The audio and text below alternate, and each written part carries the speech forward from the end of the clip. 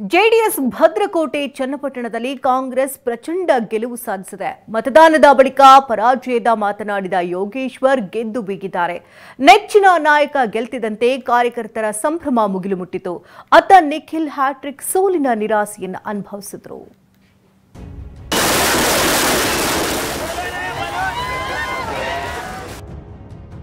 ಚನ್ನಪಟ್ಟಣದಲ್ಲಿ ಸೈನಿಕ ಜಯಭೇರಿ ಸಂಭ್ರಮಾಚರಣೆ. ರಣತಂತ್ರ ರೂಪಿಸಿ ಗೆದ್ದು ಬೀಗಿದ ಡಿಕೆ ಬ್ರದರ್ಸ್. ರಾಜ್ಯದ 3 ಕ್ಷೇತ್ರಗಳ ಬೈ ಎಲೆಕ್ಷನ್ ನಡೆದಿತ್ತಾದ್ರೂ ಚನ್ನಪಟ್ಟಣದ ಮೇಲೆ ಇಡೀ ರಾಜ್ಯದ ಕಣ್ಣು ನೆಟ್ಟಿತ್ತು. ಪ್ರತಿಷ್ಠೆಯ ಅಖಾಡವಾಗಿದ್ದ ಚನ್ನಪಟ್ಟಣದಲ್ಲಿ ಕಾಂಗ್ರೆಸ್ ಅಭ್ಯರ್ಥಿ ಸಿಪಿ ಯೋಗೇಶ್ವರ್ ಪ್ರಚಂಡ ಗೆಲುವು ಸಾಧಿಸಿದ್ರೆ ಎನ್ಡಿಎ ಅಭ್ಯರ್ಥಿ ನಿಖಿಲ್ ಕುಮಾರಸ್ವಾಮಿ ಹ್ಯಾಟ್ರಿಕ್ ಸೋಲು ಕಂಡಿದ್ದಾರೆ. ಜೆಡಿಎಸ್ ಭದ್ರಕೋಟೆ ಅಂತ ಅತಿಯಾದ ಆತ್ಮವಿಶ್ವಾಸದಲ್ಲಿದ್ದ ಕೇಂದ್ರ ಸಚಿವ ಎಚ್ಡಿಕೆ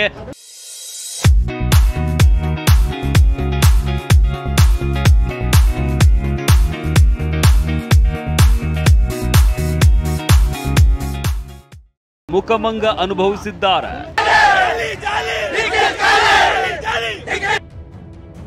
ಕಾಂಗ್ರೆಸ್ ಅಭ್ಯರ್ಥಿ ಸಿಪಿ ಯೋಗೇಶ್ವರ್ 1,12,642 ಮತ ಪಡೆದ್ರೆ ಜೆಡಿಎಸ್ನ ನಿಖಿಲ್ ಕುಮಾರಸ್ವಾಮಿ 87,229 ಮತ ಪಡೆದಿದ್ದಾರೆ. ಆ ಮೂಲಕ ಕಾಂಗ್ರೆಸ್ 25,413 ಮತಗಳ ಅಂತರದಿಂದ ಗೆದ್ದು ಬೀಗಿದೆ. ಕಳೆದ 2 ಚುನಾವಣೆಯಲ್ಲಿ ಎಚ್ಡಿ ಕುಮಾರಸ್ವಾಮಿ ವಿರುದ್ಧ ಸೋತಿದ್ದ ಸಿಪಿವೈ ಈ ಬಾರಿ ನಿಖಿಲ್ ವಿರುದ್ಧ ಗೆದ್ದು ಸೇಡು ತೀರಿಸಿಕೊಂಡಿದ್ದಾರೆ. ಕಾಂಗ್ರೆಸ್ ಗೆಲ್ತಾ ಇದ್ದಂತೆ ಕಾರ್ಯಕರ್ತರು ಪಟಾಕಿ ಸಿಡಿಸಿ ಸಂಭ್ರಮಿಸಿದ್ದಾರೆ. ಬಳಿಕ ಯೋಗೇಶ್ವರ್ ಚನ್ನಪಟ್ಟಣದ ಮುಖ್ಯ ರಸ್ತೆಯಲ್ಲಿ ಮೆರವಣಿಗೆ ಮೂಲಕ ಮತದಾರರಿಗೆ ಅಭಿನಂದನೆ ಸಲ್ಲಿಸಿದ್ರು. ಕಾಂಗ್ರೆಸ್ ಸರ್ಕಾರದ ಯೋಜನೆಗಳು ಮತ್ತೆ ನಮ್ಮ ಭಾಗದಲ್ಲಿ ಡಿಕೆ ಶಿವಕುಮಾರ್ ಮತ್ತೆ ಡಿಕೆ ಸುರೇಶ್ ಅವರು ನನ್ನ ಜೊತೆಗೆ ಈ ಸಾರಿ ಜೊತೆಗೆ ನಿಂತ್ಕೊಂಡು ಚುನಾವಣೆ ಮಾಡೋದು. ಕಾಂಗ್ರೆಸ್ ಪಕ್ಷದ ಬಹಳಷ್ಟು ಜನ ಸಚಿವರು ಮುಖಂಡರುಗಳು ಎಲ್ಲರೂ ಬಂದು ಒಗ್ಗಟ್ಟಾಗಿ ಸಂಘಟಿತವಾದಂಥ ಹೋರಾಟದ ಫಲ ಈ ಚುನಾವಣೆಯಲ್ಲಿ ಗೆದ್ದಿದ್ದೀನಿ. ಇನ್ನು ಸಿಪಿ ಯೋಗೇಶ್ವರ್ ಮನೆಯಲ್ಲೂ ಸಂಭ್ರಮ ಮುಗಿಲು ಮುಟ್ಟಿತ್ತು. ಪತ್ನಿ ಶೀಲಾ ಪಕ್ಷದ ಕಾರ್ಯಕರ್ತರಿಗೆ ಸಿಹಿ ಹಂಚಿ ಖುಷಿ ಪಟ್ಟರು. ನಮ್ಮ ಚನ್ನಪಟ್ಟಣ ಜನ ನಮ್ಮ ಕೈ ಹಿಡಿದಿದ್ದಾರೆ, ಆ ಸಂತೋಷ ಅಪಾರ. ಇವರು ಕೆಲಸಗಾರ, ಅವರು ನೀರಾವರಿ ಕೆಲಸ ಮಾಡಿದ್ದಾರೆ, ಅಭಿವೃದ್ಧಿ ಕೆಲಸ ಮಾಡಿದ್ದಾರೆ. ಸೊ ಹಾಗಾಗಿ ಅಭಿವೃದ್ಧಿ ಕಡೆ ಹೋದಾಗ ಜನರಿಗೆ ಅಭಿವೃದ್ಧಿ ಕಾಣಿಸುತ್ತೆ ಹೊರತು ಟೀಕೆಗಳು ಕಾಣಿಸಲ್ಲ.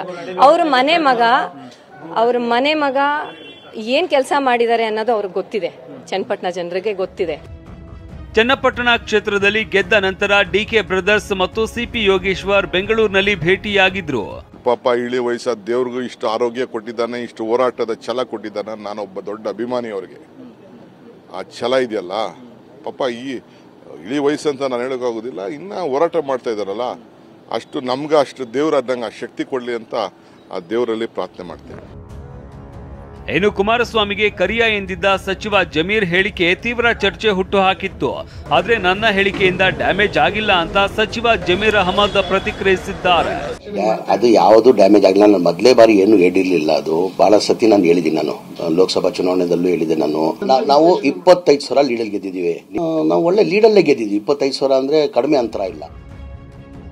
ನಿಖಿಲ್ಗೆ 3ನೇ ಸೋಲು, ಎಚ್ಡಿಡಿ ಭೇಟಿ ಚರ್ಚೆ.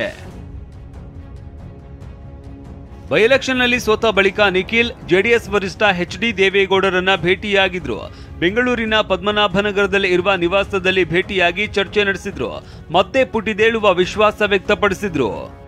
ಬದುಕಿನ ಉದ್ದಗಲಕ್ಕೂ ಕೂಡ ಸಾಕಷ್ಟು ಚುನಾವಣೆಗಳನ್ನ ಎದುರಿಸಿದ್ದಾರೆ. ಚುನಾವಣೆಯ ಏಳು ಬೀಳು, ಸೋಲು ಗೆಲುವು ಸರ್ವೇ ಸಾಮಾನ್ಯ. ನಾನು ಸೋತೆ ಮಾತ್ರಕ್ಕೆ ಮನೆಗೆ ಹೋಗಿ ಸೇರ್ಕೊಳ್ತಕ್ಕಂಥ ಪ್ರಶ್ನೆ ಇಲ್ಲ. ಒಂದು ಹೋರಾಟದ ಮನಸ್ಥಿತಿಯಲ್ಲೇ ಇವತ್ತು ನಾನು ಸಾರ್ವಜನಿಕ ಬದುಕಕ್ಕೆ ಬಂದಿರತಕ್ಕಂಥದ್ದು. ಈಗ ನಮ್ಮನ್ನು ನಂಬ್ಕೊಂಡಿರ್ತಕ್ಕಂಥ ಲಕ್ಷಾಂತರ ಕಾರ್ಯಕರ್ತರಿದ್ದಾರೆ.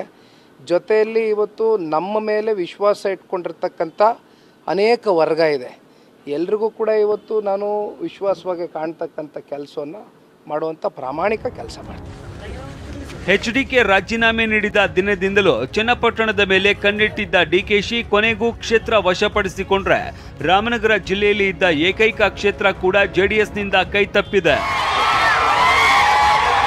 ಸೈಯದ್ ಪ್ರಶಾಂತ್ ಜೊತೆ ರಾಮ್, ಟಿವಿ9 ರಾಮನಗರ.